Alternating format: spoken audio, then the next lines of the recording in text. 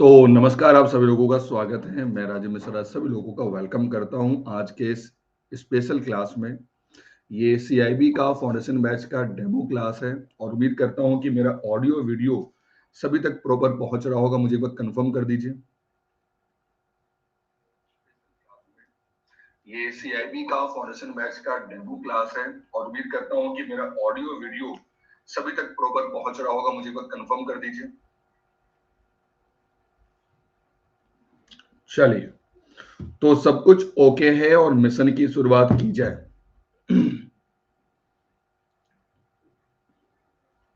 एक मिनट। चलिए, सब कुछ ओके है, मिशन की शुरुआत की जाए। सब कुछ ओके है, मिशन की शुरुआत। सबसे पहले तो मैं उनको बता दूं जो मुझे नहीं जानते, my name is Rajeev Mishra और मेरी ये जिम्मेदारी है सीआईबी के बीएफएम पेपर की। पिछले 16-17 सालों से मैं लगातार लगा हूं इसी फील्ड में और मैं हमेशा कहता हूं कि चाहे कोई भी सब्जेक्ट हो, अगर आपका कॉन्सेप्ट क्लियर है और अगर आपने प्रॉपर स्ट्रेटेजी के साथ उसकी प्रिपरेशन की है, आप उस पेपर को बहुत अच्छे स्कोर के साथ क्वालिफाई कर पाएंगे। चलिए, तो सभी लोगों का वेलकम है आज के सेशन में और सेशन पूरा देखिएगा। कोई आज का जो हमारा सेशन का पर्पस है कि कैसे हम इस पेपर को क्वालिफाई करेंगे, क्या इस पेपर की स्ट्रेटेजी क्या होनी चाहिए, है ना। इस पेपर का वेटेज क्या रहा, अभी एग्जाम हुए दिसंबर में, उस दिसंबर के एग्जाम में कैसा रहा paper, how was the standard of paper, क्या रहा क्वेश्चंस, कितने बैंकर ऐसे हैं जो एग्जाम को क्वालिफाई कर पाए, क्या होगा। तो आज का सेशन बहुत इंपॉर्टेंट है, तो सभी को पूरा सेशन देखना है और मुझे लास्ट में बताना है कि आपको आज का सेशन कैसा लगा। सबसे पहले अगर हम बात करते हैं कि नंबर वन, एक चीज हमेशा मैं कहता हूं इस पेपर को लेकर, सीआईबी में टोटल 5 पेपर है और 5 पेपर के रिस्पेक्ट में जो पेपर आपका नंबर 2 है, ये हमेशा है चैलेंजेस। क्यों इसमें चैलेंज होता है? क्योंकि इसमें आपको करना होता है न्यूमेरिकल की प्रैक्टिस। इसमें भर भर के आते हैं न्यूमेरिकल केस स्टडी। तो ये वो पेपर है जो कहते हैं कि अगर आपने इस पेपर को क्वालिफाई कर लिया तो समझिए सीआईबी आपका क्वालिफाई हो गया। तो इसलिए इस पेपर पर आपको ध्यान ज्यादा देना होगा, फोकस ज्यादा करना होगा और अभी इनफ टाइम है। एग्जाम आपका होगा जून में और अभी दिसंबर चल रहा है, मीन्स इनफ टाइम है टू प्रिपेयर दिस पेपर। ठीक है। नाउ, सबसे पहले हमेशा मैं कहता हूं कि जरा जान तो ले इस बार का पेपर कैसा रहा। तो दिसंबर का पेपर मैं हमेशा कहता हूं, बिलीव इन योर सेल्फ, कहता हूं हमेशा, और फोकस ऑन कॉन्सेप्ट। इस बार मैंने एक नई पंचलाइन बनाई इस बार के एग्जाम होने के बाद। सीआईबी बीएफएम दिसंबर 2005 ने वंस अगेन प्रूव कर दिया कि जो कंसिस्टेंट है और जिनका कॉन्सेप्ट क्लियर है ना, क्योंकि पेपर वाज बैलेंस और कॉन्सेप्ट क्लियरिटी और जिन्होंने किया स्मार्ट प्रैक्टिस, तो वो सारे बैंकर क्वालिफाई कर गए। तो मैंने इस बार की एग्जाम साइकिल के लिए जो अगला होने वाला दिसंबर में, मैं उसमें एक नया पंचलाइन बनाया कि अब आपको क्या करना होगा, फोकस ऑन कॉन्सेप्ट और साथ में प्रैक्टिस मस्ट बी। नहीं तो क्या होगा, आप थ्योरी तो पढ़ लेंगे बट जो न्यूमेरिकल्स होते हैं दैट नीड प्रैक्टिस, प्रैक्टिस नहीं करेंगे तो बाद में बर्डन ज्यादा होगा और लेवल अपना हार्ड करना होगा। यानी आपको हर तरह की न्यूमेरिकल की करनी होगी practice, easy, moderate, hard level की। इजी आता है सभी बना लेंगे, बट अगर हार्ड आता है तो अगर आपकी प्रैक्टिस नहीं है आप फंस जाओगे। तो because BFM depth of understanding and regular problem solving is the real game changer. जिन्होंने लगातार किया प्रैक्टिस, उनको क्या वेटेज मिला एग्जाम में जब आए टफ लेवल के न्यूमेरिकल, तो उन्होंने इसकी प्रैक्टिस बहुत सारी की हुई थी पहले से।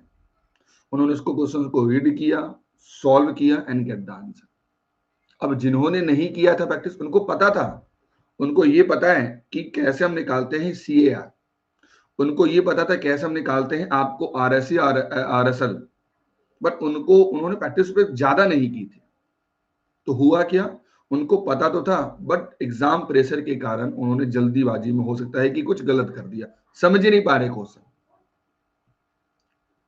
अब एक बेसिक सा कॉन्सेप्ट होता है कि जैसे मान लो मैं एक एक्सपोर्टर हूं और मैंने आपको, यू आर माई बैंक, मैंने आपको बिल दिया।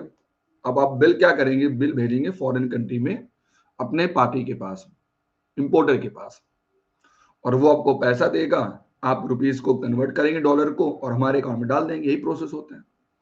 उसने घुमा के पूछा कि नोस्ट्रो अकाउंट में पैसा आ गया। भाई नोस्ट्रो अकाउंट में पैसा कब आएगा, जब पैसा इंडिया में आने वाला था। तो कभी कभी क्या कहता है, जिन्होंने मल्टीपल प्रैक्टिस की वो लैंग्वेज को समझ गए, और जिन्होंने मल्टीपल प्रैक्टिस नहीं की वो लैंग्वेज में ट्रैप हो गए। इस बार हम ऐसा प्लान किए हैं आप लोगों के लिए कि आप ट्रैप नहीं हो पाओगे। जनवरी से ही मैं आपके लिए लेके आ रहा हूं न्यूमेरिकल बैच में, इसी में ऐड कर दूंगा।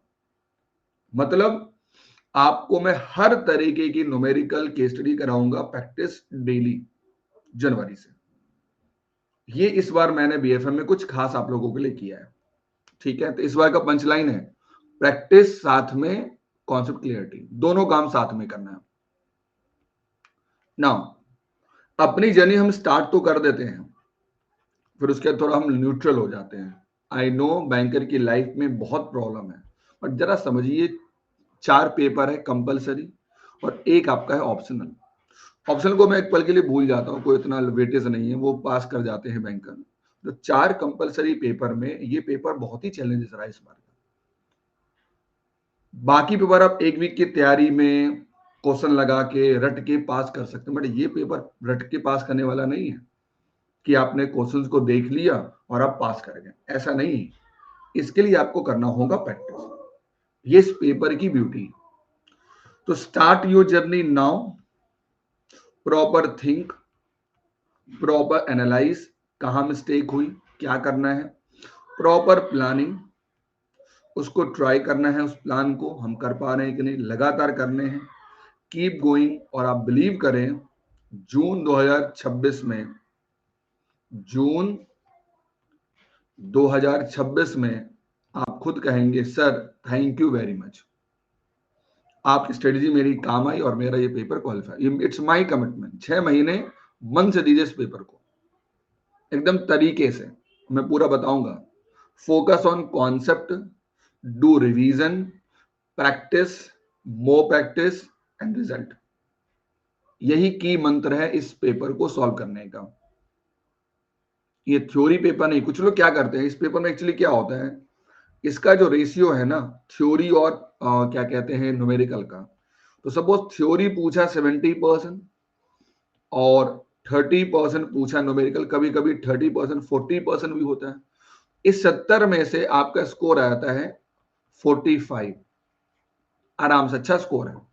और अगर आपने इसको इग्नोर कर दिया तो 30 में आपका स्कोर नहीं आता, तो इसीलिए आप अटक जाते हैं 45 से 50 के बीच में। अगर आपने थोड़ा सा प्रैक्टिस कर ली, अच्छे से प्रैक्टिस कर ली, तो 30 में आपका स्कोर आ गया 20। अब जरा समझिए स्कोर आपका कितना आ गया, 65 स्कोर आ गया। तो थ्योरी और न्यूमेरिकल दोनों को लेके साथ में चलिए। अगर आपको ये लगता है कि हम बाद में कर लेंगे तो ये बाद में नुकसान करता है। ये पेपर बाद वाला नहीं है कि बाकी पेपर की तरह, ये पेपर बाद वाला नहीं है कि कर लिया। इसमें आपको टाइम लगेगा और आपको प्रैक्टिस लगातार करना होगा। ये इस पेपर की ब्यूटी है, ये इस पेपर की ब्यूटी है,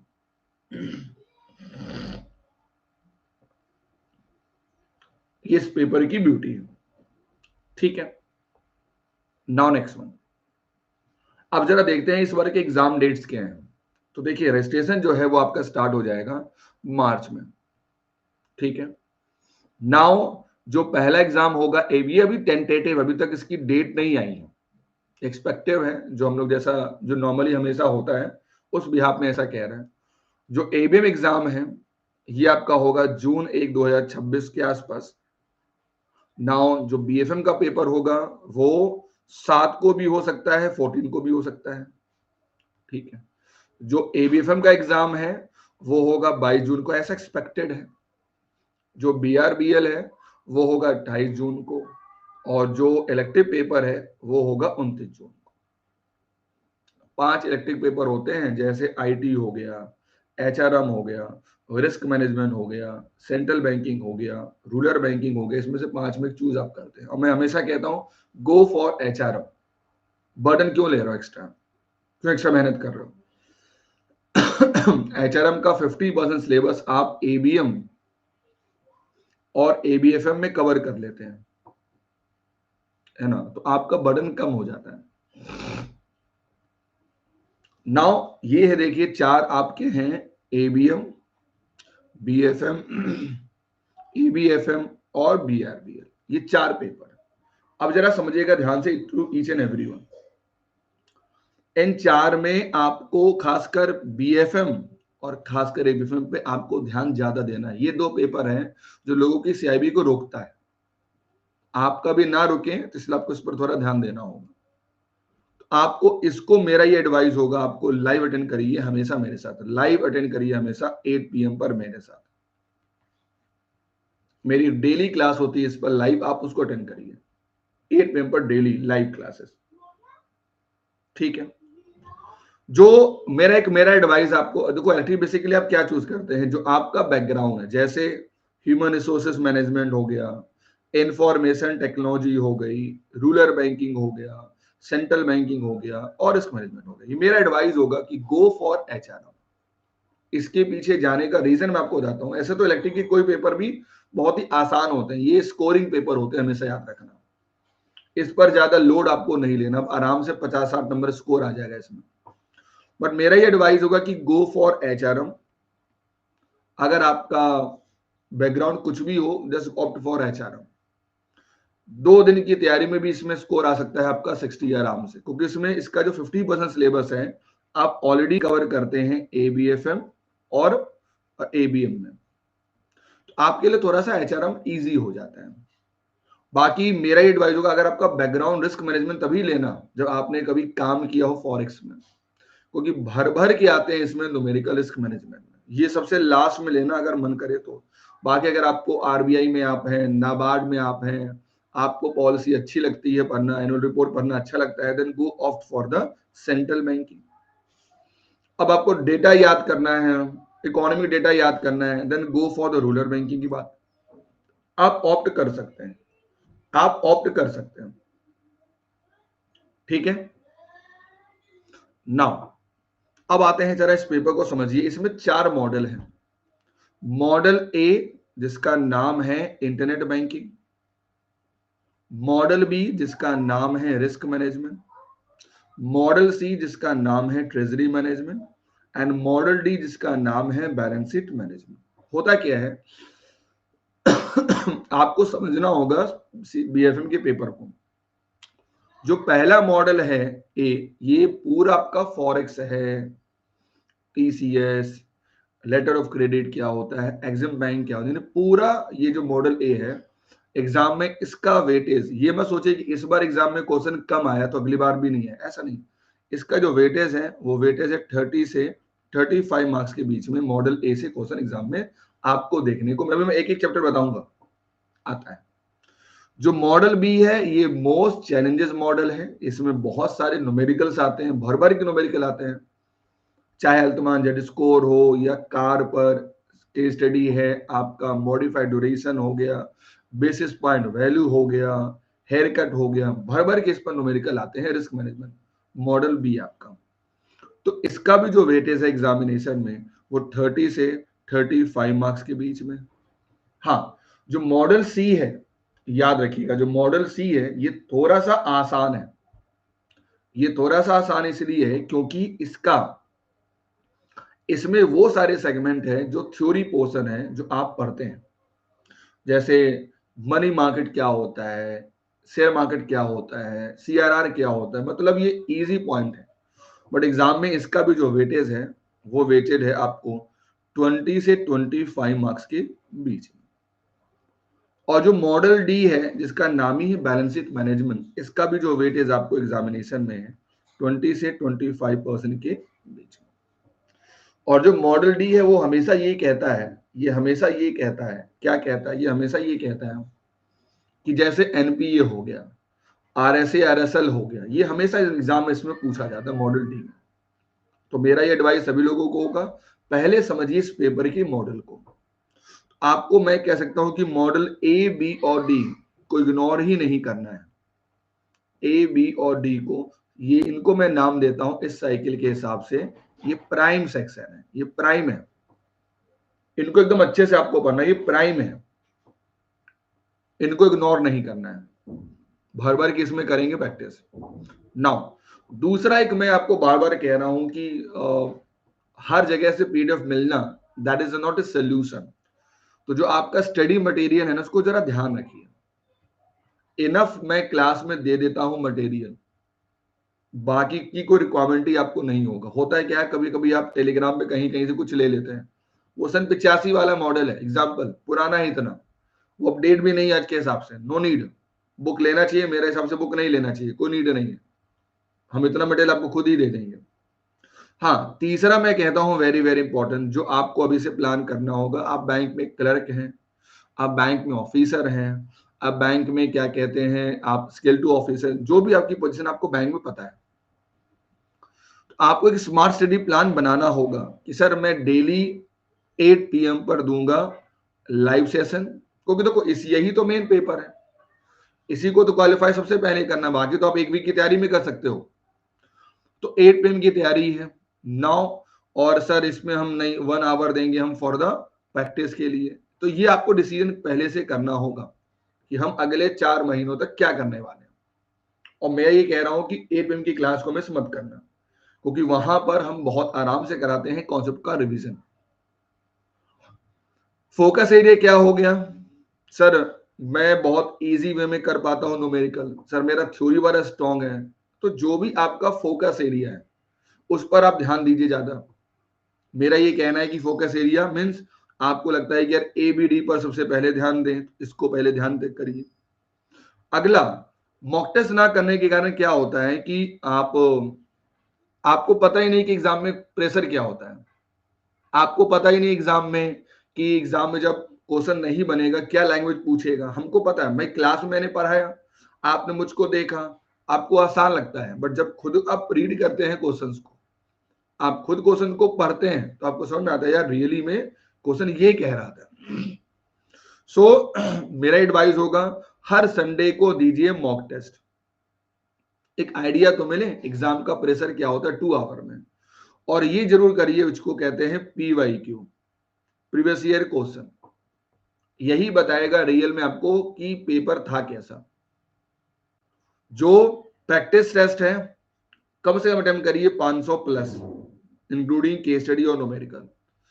और जो क्वेश्चन आप गलत कर रहे हैं उसको देखिए क्यों गलत कर रहे हैं, क्या हमने कॉन्सेप्ट को नहीं समझा, क्या हमने कॉन्सेप्ट को समझ नहीं पा रहे हैं, क्या हमने इसकी प्रैक्टिस नहीं की। एनालाइज करिए अपने मिस्टेक को और रिवाइज करिए अपने वीक एरिया को। और ऑलवेज मैं एक बात कहता हूं, stay motivated and stress free. ज्यादा लोड लेंगे तो आपकी जो परफॉर्मेंस, आप देखो होता है क्या है ना, कभी कभी आप खुद ही मान लेते हैं कि हमसे नहीं होगा, ये आपने खुद ही मान लिया। और अगर आपने खुद मान लिया तो बात ही खत्म हो गई। खुद कभी मानना है, खुद आप आपको ऑलवेज अपने में बिलीव करना है, yes I can easily qualify this paper, मैं इस पेपर को क्वालिफाई कर सकता, कोई रॉकेट साइंस नहीं है। हाँ, मुझे एक प्रॉपर चाहिए होगी स्ट्रेटेजी। अगर आप ये सोचते हो हम लास्ट के एक वीक में कैप्सूल बैच पढ़ लेंगे, तो याद रखिएगा पास उससे भी करते हैं बैंकर, और हर एक व्यक्ति एक जैसा नहीं होता है। मेरी एफिशिएंसी क्या है वो मुझे पता है ना, तो दैट इज नॉट, तो रिस्क क्यों लेना है। एक बार ध्यान से फोकस करना है फ्रॉम जनवरी से, और हमारा जून में एग्जाम देना है, काम खत्म, that's all. Understood each and everyone. Now अब जरा मैं आपको बताता हूं, ये पेपर के देखिए मॉडल वाइज चैप्टर्स हैं। जैसे इस बार भी क्वेश्चन आया एक्सचेंज रेट पर, है ना, LRS पर क्वेश्चन आया, लिबर्टाइज रेमिटेंस स्कीम, है ना। उसके बाद जो TCS आता है, टैक्स कलेक्शन एट सोर्स, उस पर एग्जाम में क्वेश्चन देखने को मिला। प्लस आपका तीसरा जो है NRI पर केस स्टडी, है ना, कि NRI अकाउंट क्या होता है ना, NRO अकाउंट क्या होता है ना। उसके बाद अगर हम बात करते हैं तो foreign currency non available account क्या होता है, मतलब आपको समझना होगा कॉन्सेप्ट को।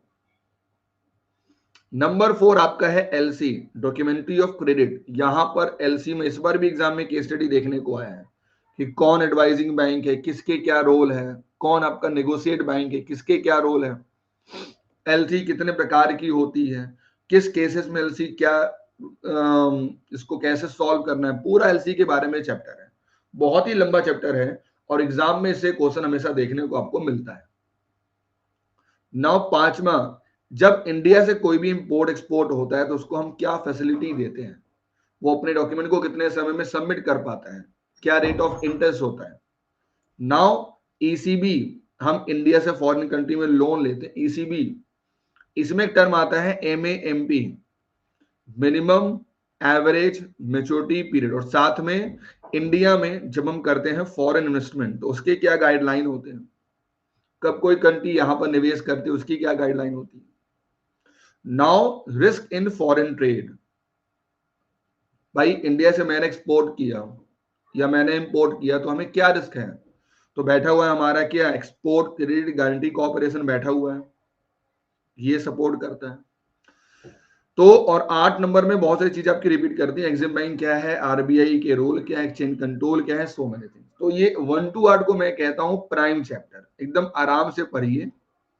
और इसमें जितने भी इसमें क्वेश्चन इस बार है, बुक में जितने भी क्वेश्चन है चैप्टर वाइज, मैं सारे कराऊंगा इस बार प्रैक्टिस, पहले से ही कराऊंगा प्रैक्टिस, कि बात की कोई प्रॉब्लम ही नहीं हो, हम पहले ही करा लेंगे प्रैक्टिस। ठीक है, यहां तक समझने मुझे बताइए किसी के मन में कोई डाउट, यहां तक समझने मुझे बताइए किसी के मन में कोई डाउट, क्लियर। चलिए, बाकी के 9 और 10 तो आसान है। 10 बेसिकली है टेक्नोलॉजी को लेकर, और जो 9 है वो बताते हैं कि जो आईएफएससी है वो क्या है ना, और जो गिफ्ट सिटी है वो बेसिकली क्या है ये बताते हैं। इसमें एक टर्म आता है कि आईएफएससी ए क्या होता है, और आईबीयू जो है ये क्या होता है। आईएफएससी बैंकिंग यूनिट कहते हैं जब हम अपनी बैंक की ब्रांच को वहां पर ओपन करते हैं, just like it treat as a foreign. तो ये प्राइम चैप्टर है आपके मॉडल ए के।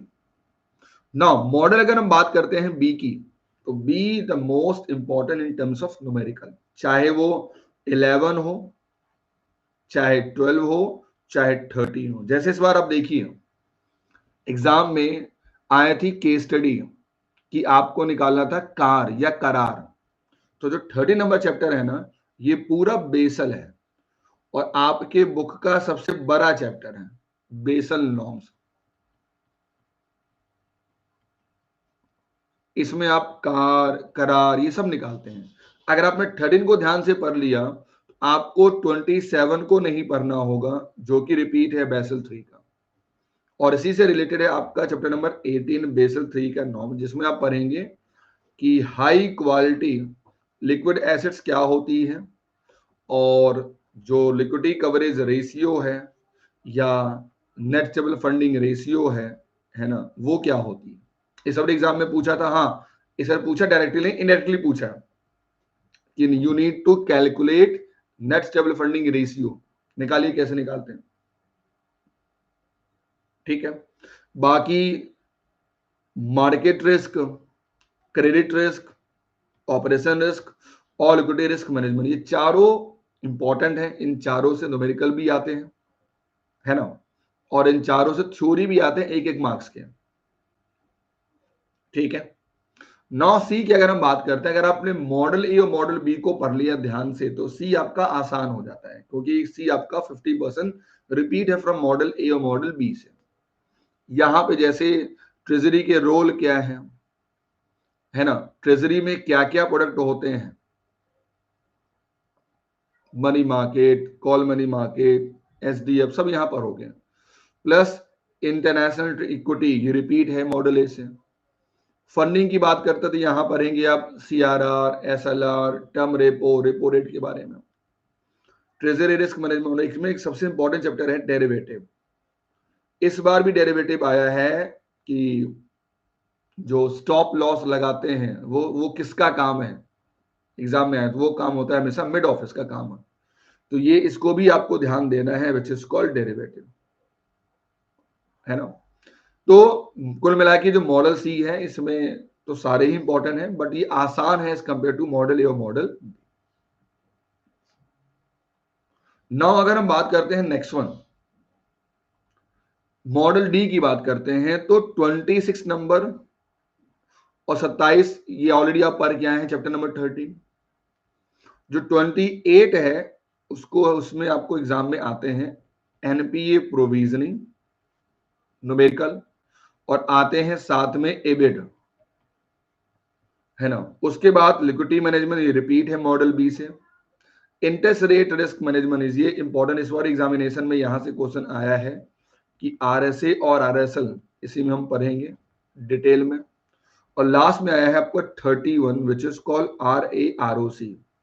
आज के डेट में जब भी बैंक किसी को लोन देता है तो ये नहीं देखता उस पर रिटर्न कितना आ रहा है, उस रिटर्न के साथ उसको रिस्क कितना बेयर करना पड़ रहा है वो भी उसको चेक करता है, तो दैट इज कॉल्ड RAROC। तो ये मैंने आपको बताया पेपर का अभी तक का वेटेज। अब एक बात सर, इतनी बातें आपने कही, इतना पेपर टफ पूछता है, क्या बैंकर क्वालिफाई करते? मैं कुछ आपको एक एग्जांपल दिखा रहा, आप मेरे टेलीग्राम ग्रुप में जाइए, एग्जाम एनालिसिस में जाइए, आपको दिखेगा there are so many banker जिन्होंने इस एग्जाम को क्वालिफाई किया है और इतने बड़े बड़े मैसेज लिखे हैं। अगर कोई बैंकर इतने बड़े बड़े मैसेज लिख रहा है तो ऐसे बहुत सारे बैंकर हैं जो कभी कहीं और क्लास करते थे, कहीं और पढ़ते थे, लेकिन उन्होंने फिर यहाँ पे ज्वाइन किया। जैसे इन्होंने लिखा आई स्कोर 56 और ये उनका लास्ट अटेम्प्ट था, ये उनका लास्ट अटेम्प्ट था, जरा समझिए, है ना। और मैं हमेशा कहता हूं जब तक आप पूछोगे मैं बताता रहूंगा, जो आप कहोगे कि यस हो गया तो he never move ahead until the concept is completely clear. ये देखिए मैं तैयार हूं, आप मांगो मैं आपसे दुगना तैयार हूं टाइम देने के लिए। मैं कहता हूं यहां लिख देता हूं, मैं लिख रहा हूं साफ साफ 24/7 मैं तैयार हूं। आप पूछो तो ग्रुप में टेलीग्राम पर कम्युनिटी टैब में, I am always be there to help you, है ना। इन्होंने क्रैकर क्लासेस को पढ़ा, इन्होंने देखो जो केस स्टडी मैंने करवाई थी सारी इसको किया, है ना। मैराथन क्लासेस इन्होंने किया, तो मैं तो तैयार हूं, है ना। तो मैं तो तैयार हूं, अब आपको तैयार होना है। ऐसे एक नहीं, देयर आर बहुत सारे बैंकों ने इस एग्जाम को क्वालिफाई किया। Today's second shift paper was moderate to tough, but question being slightly lengthy and conceptual.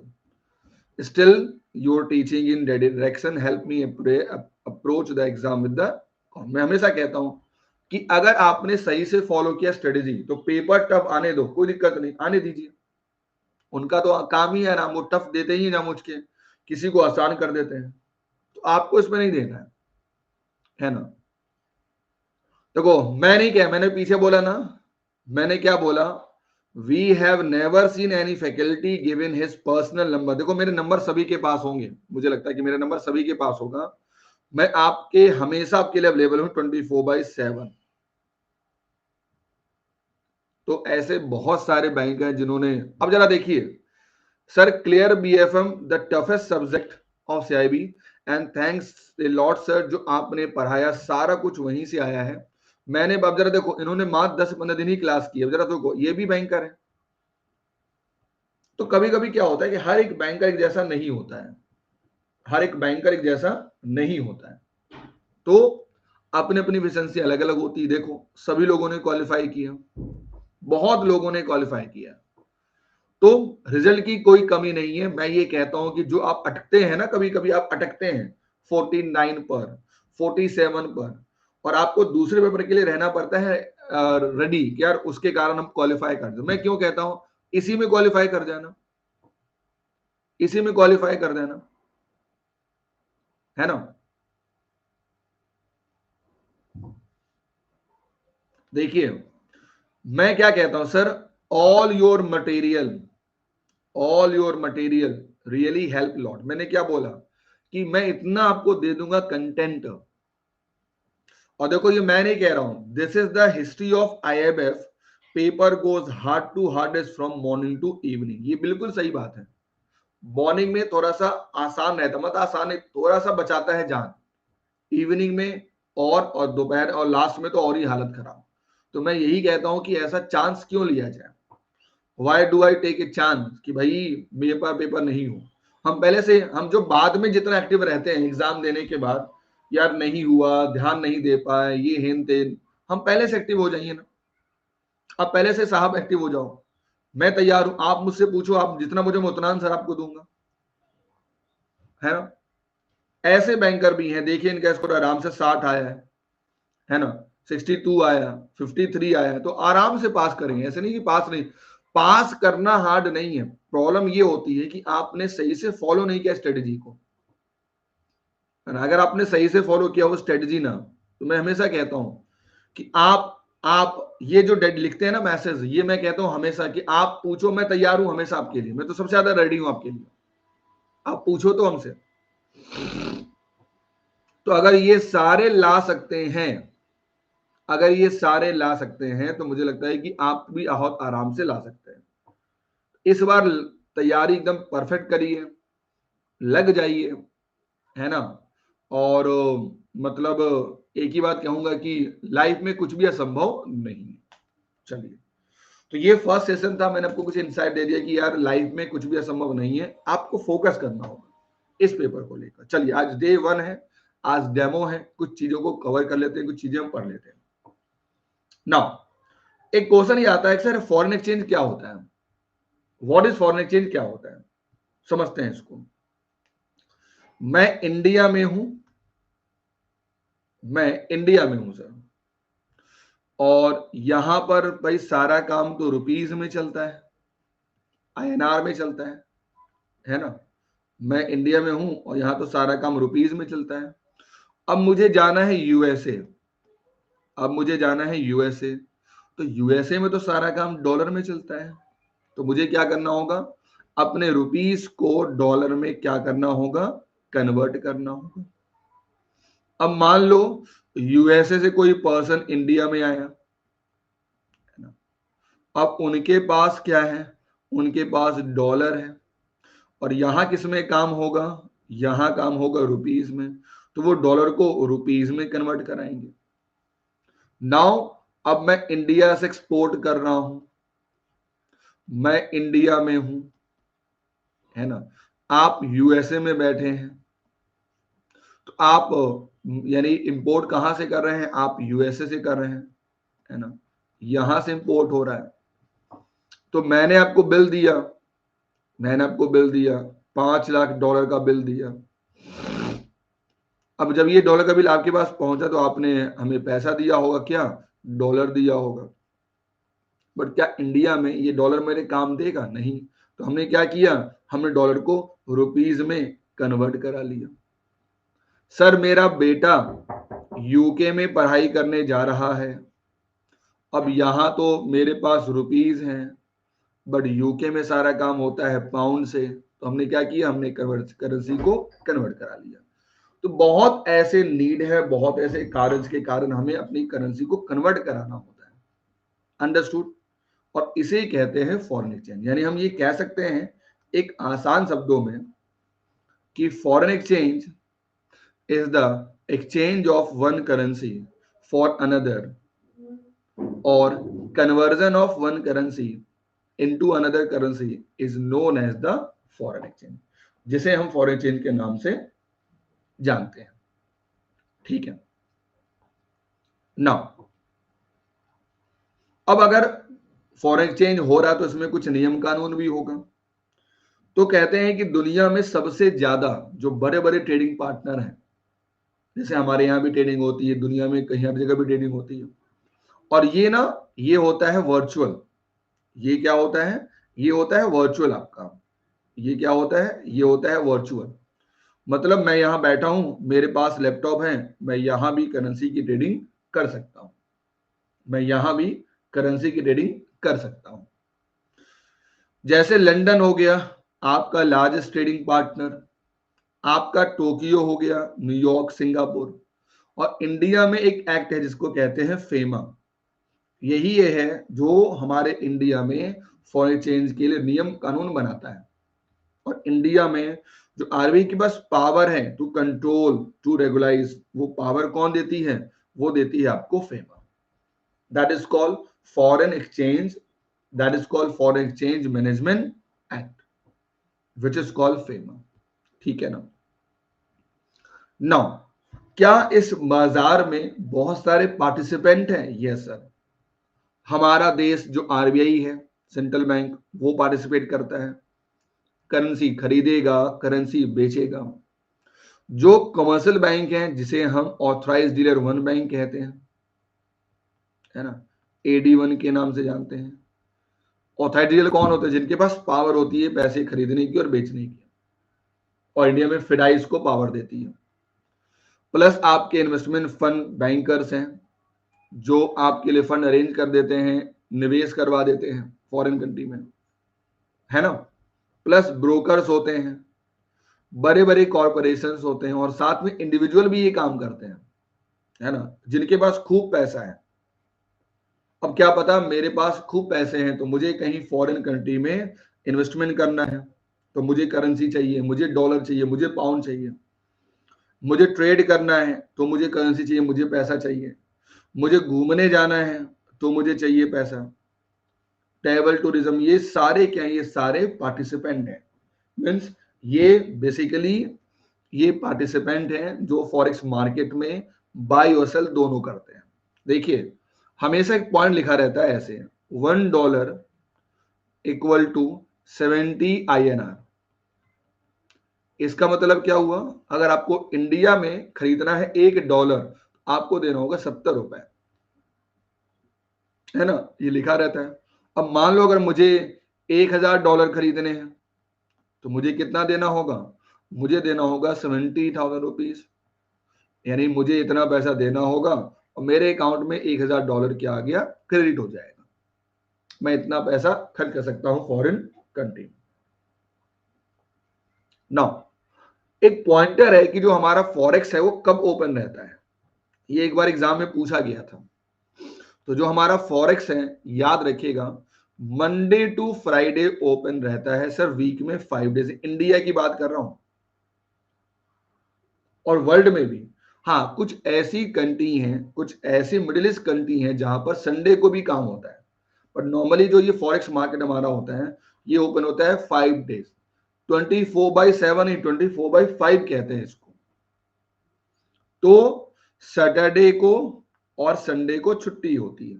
हाँ, ये अलग बात है, ये ओपन रहता है 24 आवर। इसकी टाइमिंग क्या होती है? जैसे इंडिया में, इसकी टाइमिंग है इंडिया में मॉर्निंग 9 AM से स्टार्ट होता है और इवनिंग 5 PM पर ये बाजार क्लोज हो जाता है।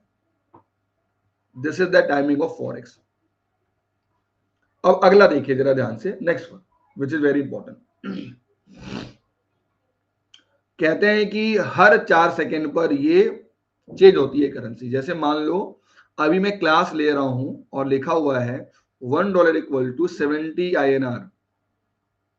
तो हो सकता है कि जब तक क्लास में लूं तो ये $1 इक्वल टू ये 71 भी हो सकता है, और या तो 69 भी हो सकता है।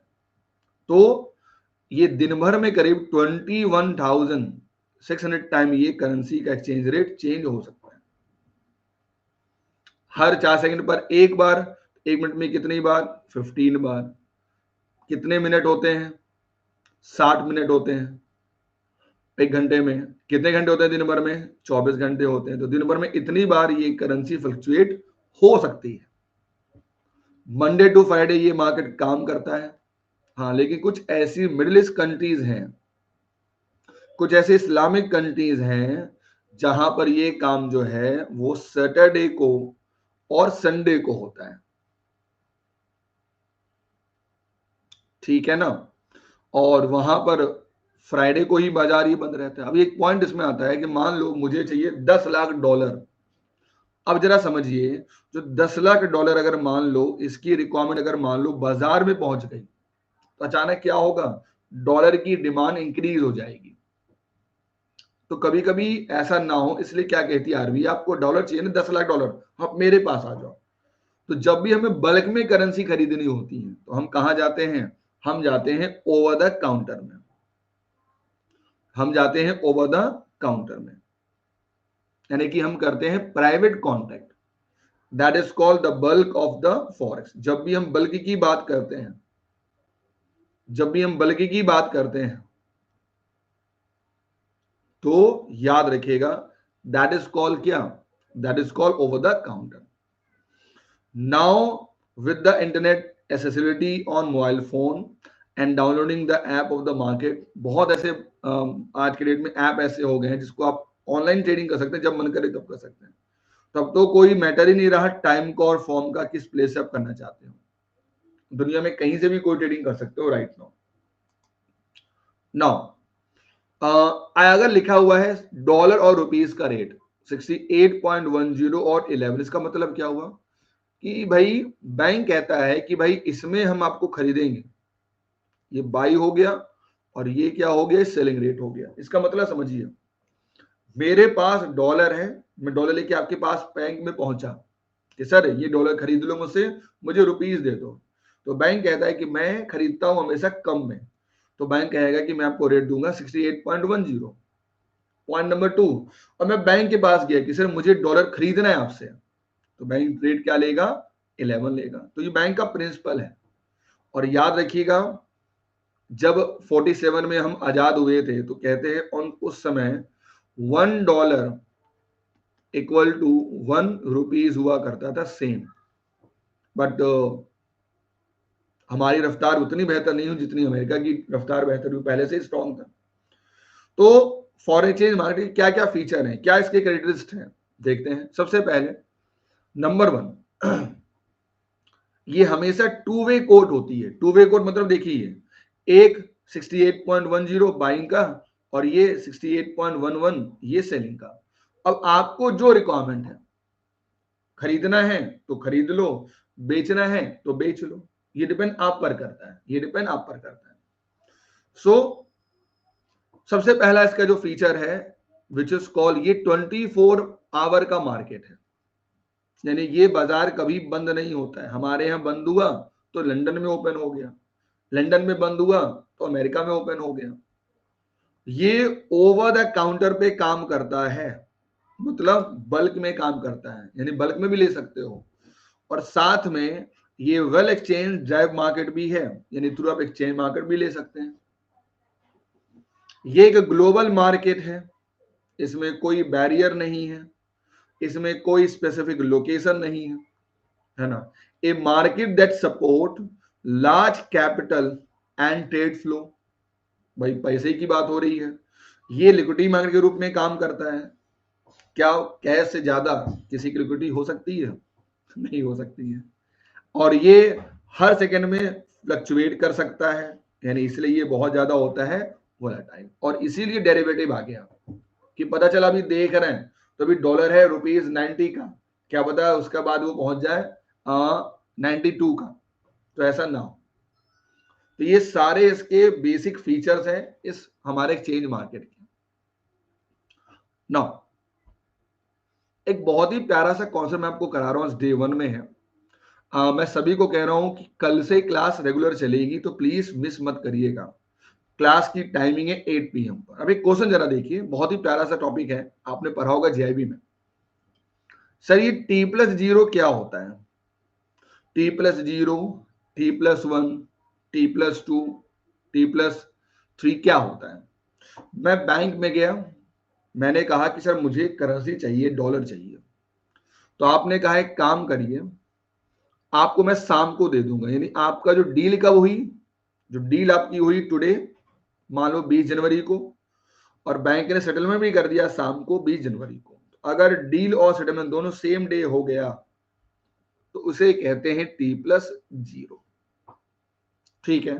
नाउ क्योंकि इतना वास्ट मार्केट है, हमारे यहाँ 9 to 5 PM है, कहीं और टाइमिंग होगी, इसीलिए डिफॉल्ट याद रखना वो होता है स्पॉट बेसिस पर। यानी कि अगर मान लो क्वेश्चन में कुछ भी मेंशन नहीं है तो जो डिफॉल्ट ट्रेडिंग होगी वो होगी डिफॉल्ट स्पॉट बेसिस पर। और उसे हम क्या कहते हैं? उसे हम कहते हैं T+2। मीन्स अगर आज डील हुई है और आज हुआ है ट्रांजेक्शन, उसमें 2 दिन और ऐड कर दीजिए, उसके बाद होगा आपका सेटलमेंट। ठीक है। नाउ T+1 क्या होगा? तो भाई आज है तारीख 15 जनवरी, डील हुई और सेटलमेंट आपका टुमारो होगा।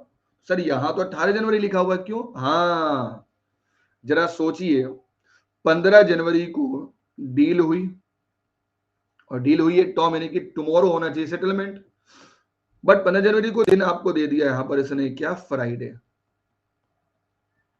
अब क्या हुआ, 16 जनवरी को तो डील सेटलमेंट ही नहीं होगी क्योंकि सेटल को बाजार बंद रहता है।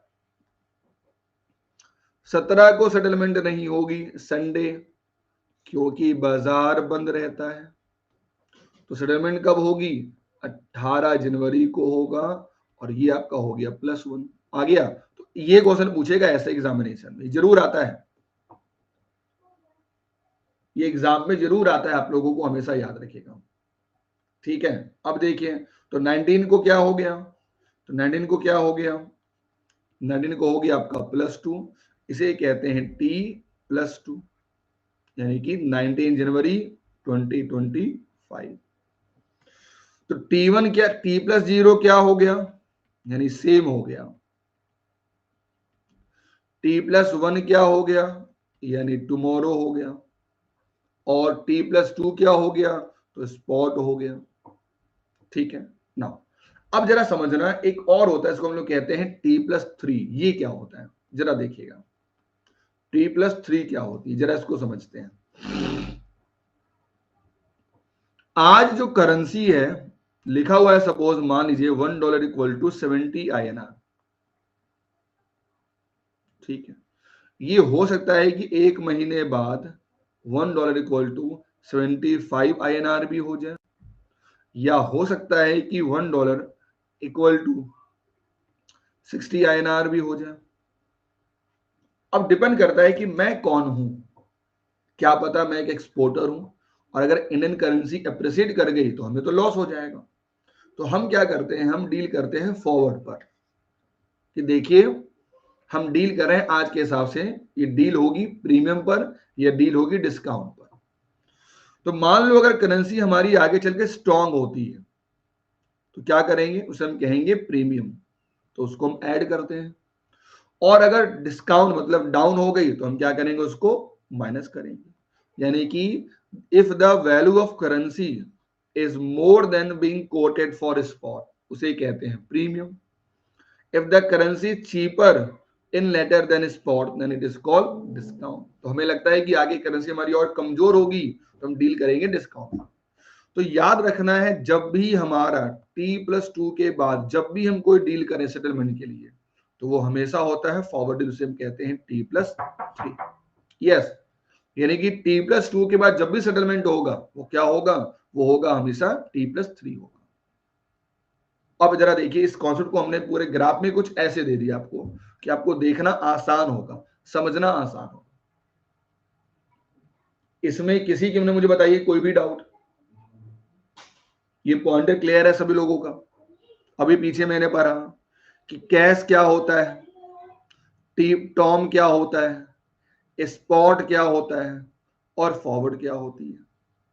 ठीक है ना, सेम हो गया तो कैश हो गया, टुमारो हो गया तो T+1 हो गया, और अगर T+2 यानी कि 2 दिन बाद है सेटलमेंट तो हमारा स्पॉट हो गया। और जब भी आपका स्पॉट के बाद जब भी कोई डील होगी वो क्या होगा, वो आपका फॉरवर्ड हो गया, beyond spot date as per the contract. ठीक है, चलिए ना, अब एक बहुत प्यारा सा क्वेश्चन है, इस क्वेश्चन को जरा सभी लोग सॉल्व करिए। कहानी में ट्विस्ट आएगा। 4 मई को डील हुई है, ध्यान दीजिएगा, 4 मई को डील हुई है थर्सडे, और डील हुई है टॉम वाली, और डील हुई है किसके साथ, यूएसए के साथ। यानी कि दैट मीन्स मैं ये कह सकता हूं कि 4 मई को डील हुई है और 4 मई को थर्सडे है। ठीक है, तो हमें +1 देखना है टॉम वाला। तो क्या 5 मई को सेटलमेंट होगा, चेक करें क्या, नहीं सर 5 मई को तो छुट्टी है इंडिया में, तो 5 मई जो है वो फ्राइडे है, 5 मई फ्राइडे है, सेटलमेंट नहीं हुआ, छुट्टी है। क्या 6 मई को होगा, सर 6 मई को इंडिया में सैटरडे है, बाजार बंद रहता है। सर 7 तारीख को होगा, नहीं 7 तारीख को इंडिया में संडे है, बाजार बंद रहता है। 8 को होगा, तो 8 मई को देखते हैं होना चाहिए, नहीं 8 मई को छुट्टी है यूएसए में, लो ओके। तो भाई 8 मई को मंडे को छुट्टी है यूएसए में, क्रॉस कर दीजिए। सेटलमेंट कब होगा? 9 मई को यानी ट्यूसडे को होगा आपका settlement. The answer is called D number. इसे कहते हैं कॉन्सेप्ट। अगर आपका कॉन्सेप्ट क्लियर है आप आराम से सॉल्व कर लेंगे, और अगर कॉन्सेप्ट क्लियर नहीं है आप फंस जाएंगे। तो उम्मीद करता हूं आपने बहुत सारी चीजों को समझा होगा, आज आपको एक आइडिया आया होगा। अभी से रेडी हो जाइए, हम डेली मिलेंगे रात 8 बजे और अपनी तैयारी को करेंगे परफेक्ट, एकदम आराम से पढ़ेंगे कि चैप्टर को कंप्लीट करेंगे आराम से, और उसका करेंगे प्रैक्टिस। हमेशा रूल याद रखना है कि अगर सेटलमेंट करनी है तो हमेशा दोनों कंट्री में होनी चाहिए, छुट्टी नहीं होनी चाहिए। यानी अगर इंडिया और यूएसए के बीच में डील हो रही है, दोनों कंट्री में छुट्टी होनी नहीं चाहिए, ये रूल है। अगर आज हॉलीडे है तो फिर अब टुमारो होगा सेटलमेंट, टुमारो हॉलीडे है तो फिर अगले दिन होगा सेटलमेंट। और इंडिया में सैटरडे और संडे को क्या होता है, फॉरेक्स हमारा बंद रहता है, इसलिए हमारा कब हो जाएगा, वो मंडे को जाएगा। चलिए, अब आपको करना क्या है, तो आपको एक काम करना है, उसका नाम है ये plan. This is the plan. देखिए, अगर आपको सीआईबी में 5 पेपर क्वालिफाई करना है तो ये one of the best plan है, जिसका नाम है सीआईबी सुपर एलीट प्लान। क्यों? इसमें आपको मेरे बीएफएम के सारे सेशन मिल जाएंगे, सारे बैच का एक्सेस मिल जाएगा, एबीएफएम के सारे एक्सेस मिल जाएंगे, केस स्टडी बैच मिल जाएगा, न्यूमेरिकल बैच मिल जाएगा, और 10 फुल लेंथ मॉक मिलेंगे आपको हर पेपर में। एबीएम के 10, बीएफएम के 10, 100 टेस्ट मिलेंगे आपको टोटल सेक्शनल, 40 मिलेंगे आपको केस स्टडी टेस्ट, 12 मिलेंगे आपको न्यूमेरिकल वाइज टेस्ट, और जो इलेक्टिव पेपर है 5 वो भी इसमें ऐड कर दिया गया। ठीक है, इसमें सारे नोट्स भी मिल जाएंगे आपको chapter wise. Live class attend करिए, रिकॉर्डिंग को एक्सेस कर लीजिए, है ना। पीडीएफ नोट आपको मिल जाएगा इसमें सब कुछ आपको मिलेगा, कुछ भी नीड नहीं है। यानी कि अगले 6 महीने तक आपको कुछ भी प्लान खरीदना नहीं है, सब कुछ बस फॉलो करना है। नाउ अगर मान लो सिर्फ आपको बीएफएम करना है मेरे साथ, तो उसके लिए आपको क्या करना होगा, this is the best plan. अगर ओनली बीएफएम पढ़ना है मेरे साथ तो ये one of the best plan. इसमें मेरी ये बैच स्टार्ट होगा, अभी आपको अगेन जो स्टार्ट हो रहा है दिसंबर में, ये स्टार्ट होगा दिसंबर में 2025 में 23 तारीख से। ठीक है, इसमें क्या है, अभी हम स्टार्ट करेंगे फाउंडेशन क्लास नंबर 1, फिर क्रैश कोर्स चलेगा, फिर क्रैकर बैच चलेगा, फिर कैप्सूल चलेगा, फिर मेरा जो केस स्टडी न्यूमेरिकल बैच है वो इसमें रहेगा, 10 फुल लेंथ मॉक टेस्ट रहेंगे, इसमें सब कुछ आपको मिल जाएगा। तो ये मेरा आपको एडवाइस होगा, go and grab this paper, और मेरा कोड इस्तेमाल कर लीजिए तो आपको मिलेगा डिस्काउंट 60%। तो बीएफएम मींस सब कुछ आपको इसमें मैं देने वाला हूं, आपको कुछ भी नीड नहीं है अलग से। सो सभी लोगों को थैंक यू।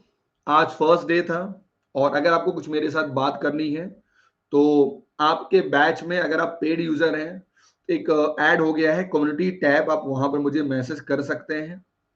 और अगर मुझसे कुछ टेलीग्राम पर बात करना है तो ये ऑफिशियल टेलीग्राम चैनल है ओली बोर्ड का, जीआईबी सीआईबी बीएफएम ग्रुप, आप यहाँ पर मुझसे जुड़ सकते हैं। और सभी लोगों को थैंक यू। बाकी ये स्ट्रेटेजी आपको कैसी लगी मुझे जरूर बताइएगा कमेंट करके इस वीडियो के नीचे। अगर आप इस वीडियो को देख रहे हैं यूट्यूब पर या देख रहे हैं ओली बोर्ड ऐप पर, मुझे जरूर बताइएगा कैसा लगा आपको ये सेशन। सो अगेन सभी लोगों को थैंक यू।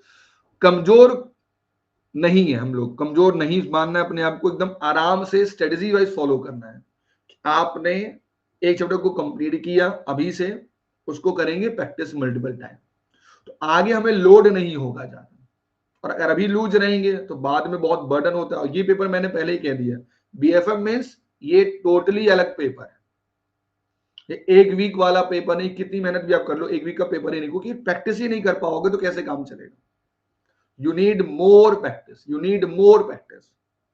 ओके, तो सभी लोगों को best of luck for the June cycle के लिए। मिलते हैं बैचेस में, करते हैं कॉन्सेप्ट की शुरुआत।